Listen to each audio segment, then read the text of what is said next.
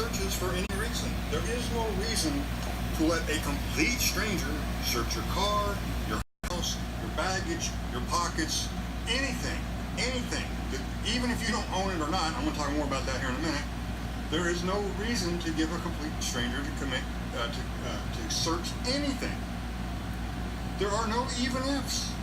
I hear the even ifs all the time. Even if this, even if that, even if I know I have nothing to hide, even if he yelled at me, even if he threatened to arrest me, even if he said he'd arrest my uncle, my cat, my dog, my wife, my children. There are no even ifs to this. None. We do not consent to searches for any reason. There is no reason. Now, I have people tell me all the time, I guess they went to a better law school than me and they know it all better than me. Well, if you do it, it's illegal.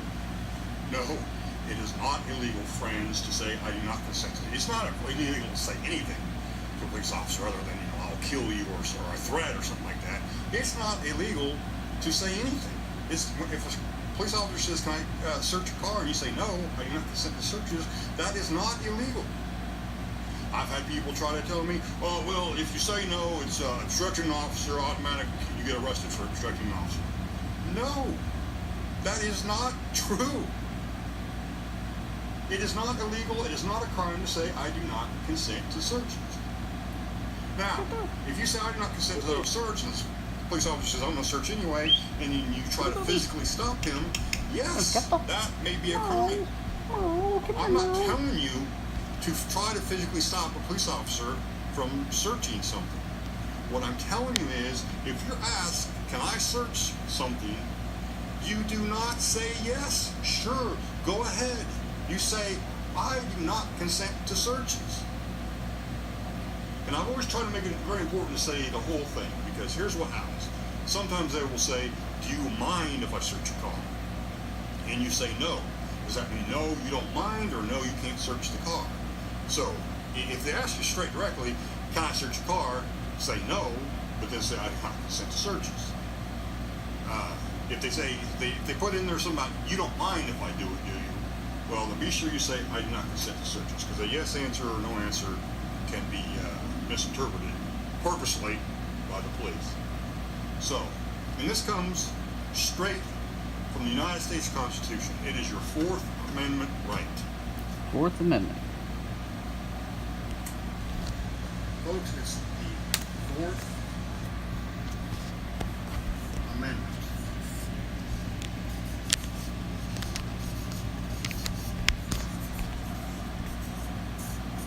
The Fourth Amendment to the United States Constitution says, the right of the people to be secure in their persons, houses, papers, and effects against unreasonable searches and seizures shall not be violated, and no warrant shall issue but upon probable cause, supported by oath or affirmation, and particularly describing the place to be searched and the persons or things to be seized. Now, it is true in recent years, for many years, the courts have been watering down the Fourth Amendment, but they still have not watered down your right to say, no, I do not consent to a search. And the police try to get around the Fourth Amendment by getting you to consent to a search, because they're concerned when they get into court that, well, they may know right from the beginning they have no probable cause. They're just on a fishing expedition. Or sometimes they're worried about if they go ahead and search, they'll get to court, and I, as your attorney, will file a motion to suppress. In an era of online retail where everything is just a few clicks away, buying a car should be no different. That's why at Carvana, you can buy a car 100%.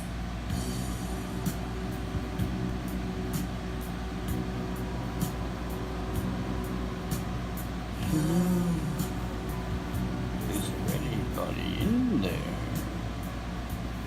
Hello, folks. It's Jay Ramey here. I'm an attorney. I am a criminal offense attorney in Tulsa, Oklahoma. And this is episode 3 of Know Your Rights. And as you know, I talk about the 3 big things you need to know about your rights. That's what we talked about in episode 1.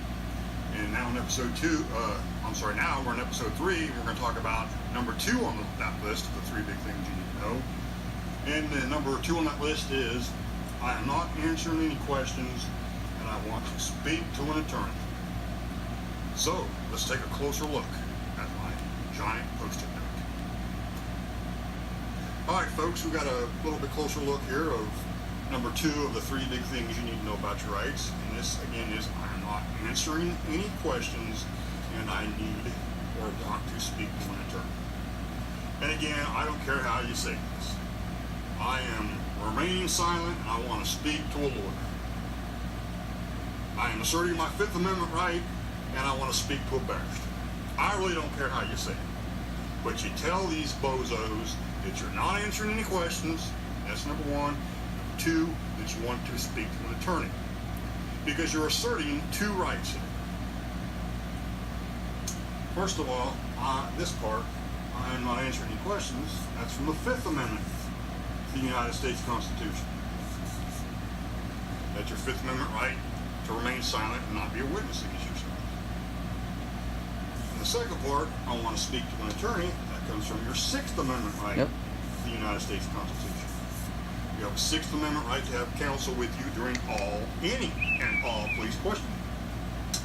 So, you are sure, make sure, and if you screw it up and only assert 1 right, that's fine. The most important thing is just don't talk. Don't say anything. But you want to make sure these bozos know that you're not answering any questions, that you want to speak to an attorney. Under the law, once you